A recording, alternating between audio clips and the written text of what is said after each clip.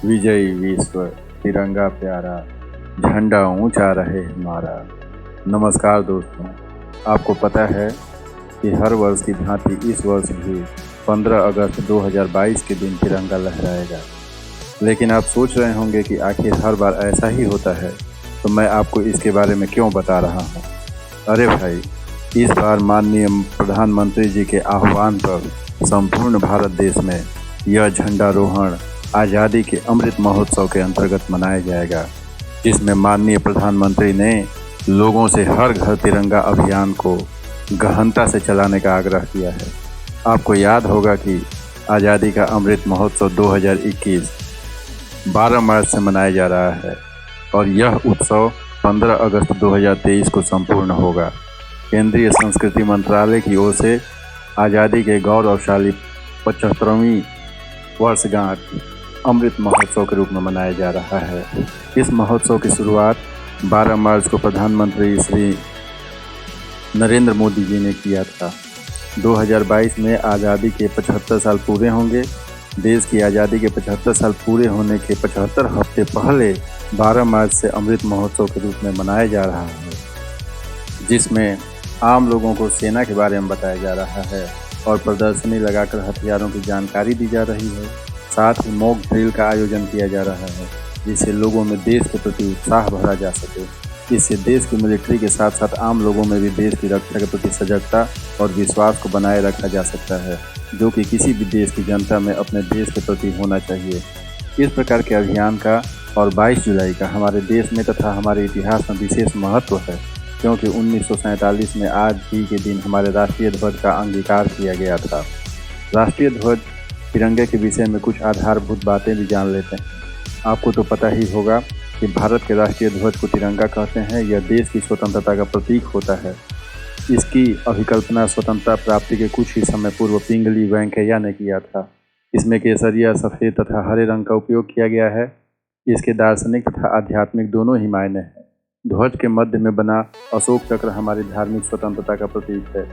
उसकी 24 शलाकाएँ हमारे विभिन्न धर्मों और उनकी समन्वित सांस्कृतिक एकता तथा सर्वधर्म समभाव का परिचायक है। हमारे देश में सभी धर्मों के अनुयायियों को पूर्ण स्वतंत्रता प्राप्त है। सभी धर्म अपनी पूजा पद्धति अपनाने में स्वतंत्र हैं। सभी धर्म अलग अलग दिखाई पड़ते हैं, पर अनेकता में एकता ही हमारे राष्ट्र की वह विशेषता है जो विश्व में अन्यत्र दुर्लभ है। पहले के राष्ट्रध्वज संहिता के अनुसार केवल सरकार या उसके संगठन के माध्यम से ही राष्ट्र पर्व के अवसर पर ध्वज फहराने का प्रावधान था, परंतु उद्योगपति जिंदल के न्यायपालिका में अर्जी देने के बाद ध्वज संहिता में संशोधन लाया गया। कुछ निर्देशों के साथ निजी क्षेत्र, स्कूल, कार्यालयों आदि में ध्वज लहराने की अनुमति दी गई। सबसे पहला झंडा 1906 में कांग्रेस के अधिवेशन में पारसी बागान चौक, ग्रीन पार्क, कोलकाता में फहराया गया। यह भगिनी निवेदिता द्वारा 1904 में बनाया गया था। इस ध्वज को लाल, पीला, हरा क्षैतिज पट्टी में बनाया गया। सबसे ऊपर हरी पट्टी पर 8 कमल के पुष्प थे। मध्य की पीली पट्टी पर वंदे मातरम लिखा था तथा सबसे आखिरी के हरी पट्टी पर चांद तथा सूरज सुशोभित थे। दूसरा झंडा 1907-23 में मैडम कामा तथा कुछ क्रांतिकारियों द्वारा फहराया गया। यह पूर्व ध्वज के समान था, बस इसमें सबसे ऊपर लाल के स्थान पर केसरिया रंग रखा गया। उस केसरिया रंग पर 7 तारों के रूप में सप्तऋषि अंकित किया गया। तीसरा झंडा 1917 में जब भारत का राजनीतिक संघर्ष नए पड़ाव से गुजर रहा था, घरेलू शासन आंदोलन के समय पर डॉक्टर एनी बिसेंट तथा लोकमान्य तिलक द्वारा यह फहराया गया। यह 5 लाल तथा 4 हरी क्षैतिज पट्टी के साथ बना हुआ था, जिसमें एक लाल पट्टी फिर एक हरी पट्टी करके समस्त पट्टियों को जोड़ा गया था। बाएं से ऊपर की ओर एक छोर पर यूनियन जैक था तथा उससे लग करके उसके बाएं से नीचे की ओर सप्तऋषि बनाया गया। वह एक कोने पर अर्धचंद्र था। चौथा झंडा तथा गांधी का सुझाव 1921 में अखिल भारतीय कांग्रेस सत्र के दौरान बेजवाड़ा, विजयवाड़ा में आंध्र प्रदेश के एक युवक पिंगली वेंकैया ने लाल तथा हरे रंग की क्षैतिज पट्टी को झंडे के रूप दिया, जिसमें लाल हिंदू की आस्था का प्रतीक था और हरा मुसलमानों का। महात्मा गांधी ने सुझाव दिया इसमें अन्य धर्मों की भावनाओं की कदर करते हुए एक और रंग जोड़ा जाए तथा मध्य में चलता चरखा होना चाहिए। पांचवा झंडा स्वराज ध्वज 1931 झंडे के इतिहास का सबसे महत्वपूर्ण वर्ष रहा। इस वर्ष में राष्ट्रीय ध्वज को अपनाने का प्रस्ताव रखा गया तथा राष्ट्र ध्वज को मान्यता मिली। इसमें केसरिया, सफ़ेद तथा हरे रंग को महत्व दिया गया। जो कि वर्तमान ध्वज का स्वरूप है, तथा मध्य में चरखा बनाया गया। छठवां झंडा तिरंगा को राष्ट्र ध्वज के रूप में मान्यता 22 जुलाई 1947 को अंततः कांग्रेस पार्टी के झंडे तिरंगा को राष्ट्र ध्वज के रूप में वर्तमान ध्वज को स्वीकार किया गया। केवल ध्वज में चलते हुए चरखे के स्थान पर सम्राट अशोक के धर्म चक्र को स्थान दिया गया, क्योंकि प्रत्येक देश का अपना राष्ट्रीय ध्वज होता है जो उस देश के गौरव और सम्मान का प्रतीक होता है। हमारा राष्ट्रीय ध्वज तिरंगा है जो देश की स्वतंत्रता के बाद से हमारे राष्ट्रीय भवनों पर फहरा रहा है। 15 अगस्त 1947 को भारतवर्ष स्वतंत्र हुआ था और भारत के प्रथम प्रधानमंत्री स्वर्गीय जवाहरलाल नेहरू ने लाल किले पर प्रथम बार ध्वजारोहण किया था। हमारी पराधीनता का प्रतीक यूनियन जैक उस दिन उतार दिया गया था। तब से आज तक राष्ट्र की आन बान और शान का प्रतीक तिरंगा फहरा रहा है। दोस्तों, आपको पता होना चाहिए हमारे देश की ध्वज संहिता द्वारा इसके देखभाल और फहराने के नियम भी बनाए गए हैं। ध्वज संहिता बताती है कि आप राष्ट्रीय ध्वज के साथ किस तरह से पेश आ सकते हैं। 26 जनवरी 2002 को भारतीय ध्वज संहिता में संशोधन किया गया, जिसके बाद अब भारत के नागरिक तिरंगे को अपने घरों, दफ्तरों में राष्ट्रीय दिवसों पर बिना किसी रोक टोक के फहरा सकते हैं। पहले ऐसा करने पर रोक था। पहले सिर्फ कोई संवैधानिक पद पर कार्यरत व्यक्ति ही ऐसा कर सकता था। राष्ट्रीय ध्वज के साथ क्या क्या करना चाहिए और क्या नहीं करना चाहिए, इस पर भी नियम बनाए गए थे। नई संहिता के अनुसार अब सभी आम भारतीय नागरिक राष्ट्रीय ध्वज को फहरा सकते हैं। किसी भी विद्यालय, महाविद्यालय, ऑफिस या निजी संगठन और सार्वजनिक संगठन में किसी भी राष्ट्रीय पर्व पर आप झंडारोहण कर सकते हैं। यह अधिकार आपको नई संहिता की धारा 2 देती है। भूल कर भी आप तिरंगे का इस्तेमाल वस्त्र के रूप में नहीं कर सकते हैं।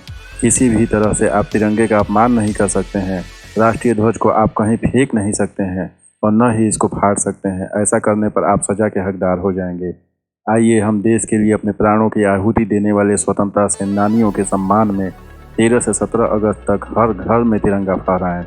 देश के सभी डाकघरों में 1 अगस्त 2022 से राष्ट्रीय ध्वज की बिक्री शुरू हो जाएगी।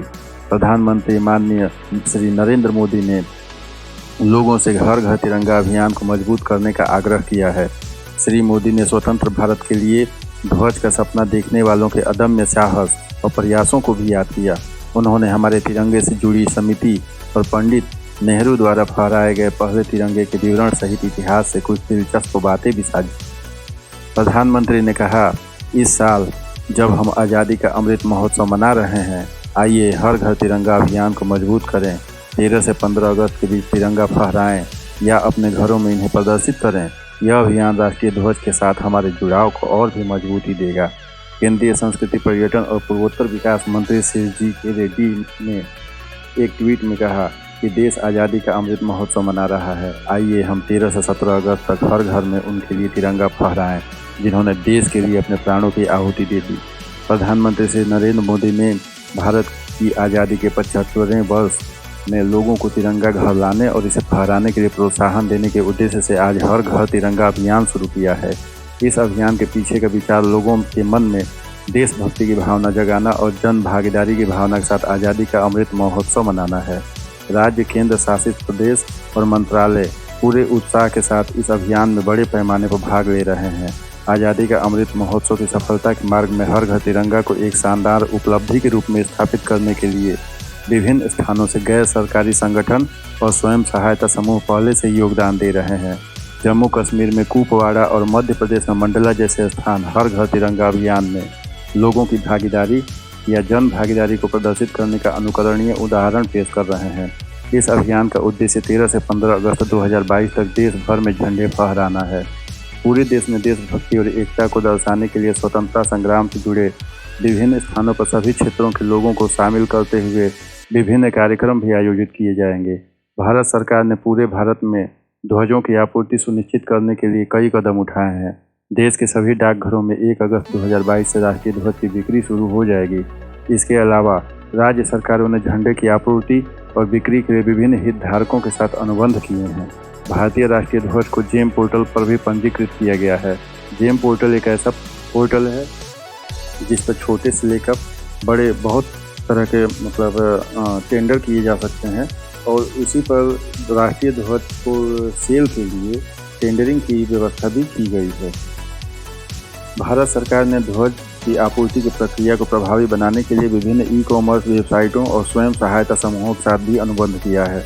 ध्वजारोहण के अलावा इस अभियान में भाग लेने के लिए वर्चुअल तरीके भी अपनाए गए हैं।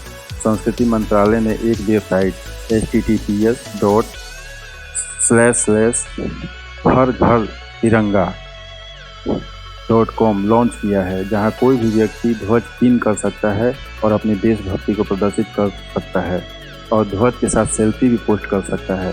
प्रधानमंत्री श्री नरेंद्र मोदी ने 12 मार्च 2021 को भारत की आज़ादी के 75वें गौरवशाली वर्ष को मनाने के क्रम में आज़ादी का अमृत महोत्सव की शुरुआत की थी। अपनी शुरुआत के बाद से इस पहल ने पूरी दुनिया में भारतीय संस्कृति की भव्यता को सफलतापूर्वक प्रदर्शित किया है। 28 राज्यों के 8 केंद्र शासित प्रदेशों और 150 देशों में 50,000 से अधिक कार्यक्रमों के सफलतापूर्वक आयोजन के साथ आज़ादी का अमृत महोत्सव पहल, विस्तार और भागीदारी के मामले में अब तक सबसे बड़े कार्यक्रमों में एक के रूप में उभरा है।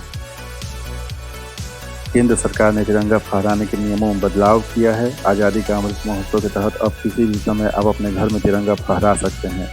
केंद्र सरकार ने स्वतंत्रता दिवस से पहले हर घर तिरंगा अभियान के लिए नियमों में महत्वपूर्ण बदलाव किया है।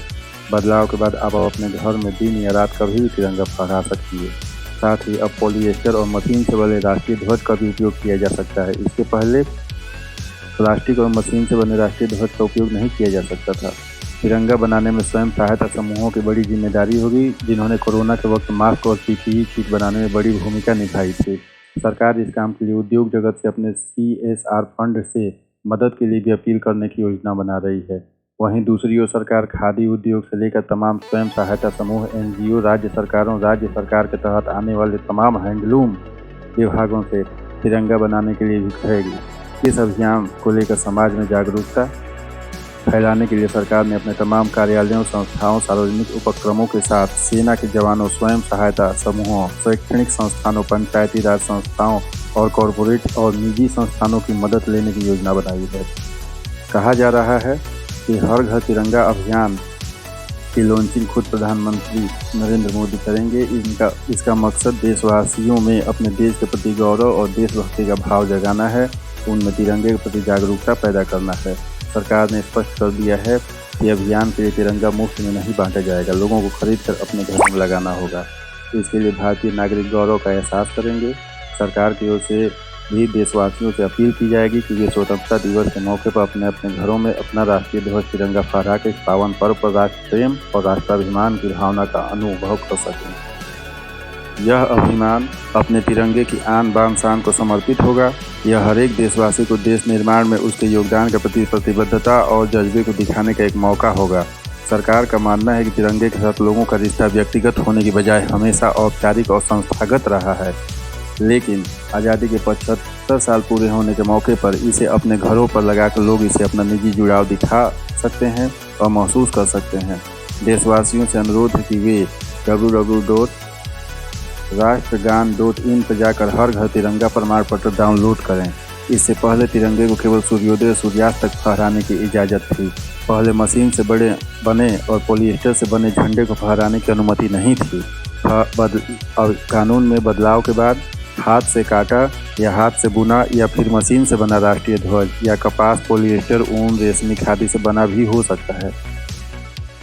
75वें स्वतंत्रता दिवस के अवसर पर हर घर तिरंगा अभियान शुरू किया गया है, जिसका पंजीकरण 22 जुलाई 2022 से शुरू हो चुका है और पंजीकरण पूरा करने की अंतिम तिथि 5 अगस्त 2022 है।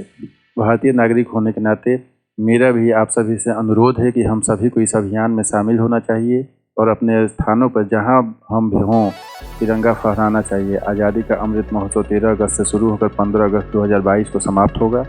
ये 3 दिन भारत के लिए बेहद गर्व महसूस करने वाले होंगे। इन खास दिनों में बहुत सारी प्रतियोगिताएं, कार्यक्रम किए जाएंगे, जिसमें प्रतिभाग करने वाले सफल विजेताओं को राष्ट्रीय व राष्ट्र स्तरीय स्तर पर पुरस्कार, ट्रॉफियां, आकर्षक उपहार भी दिए जाएंगे।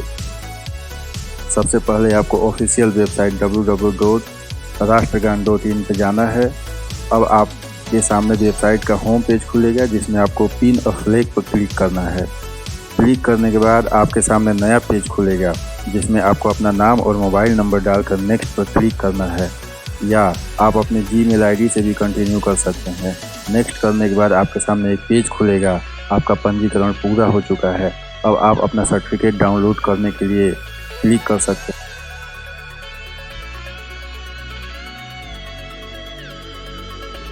दोस्तों, हमारे चैनल पर आप नए हैं अथवा वर्चुअल या ऑनलाइन झंडे को पिन करने में आपको कोई असुविधा हो रही है तो मुझे कमेंट करें, मैं आपकी पूरी मदद करूंगा। इस वीडियो को लाइक करें, कमेंट करें और शेयर कर दें, जिससे आपके साथ साथ दूसरे लोगों को भी भारतीय झंडे की आन बान और शान का अनुभव हो सके। नमस्कार।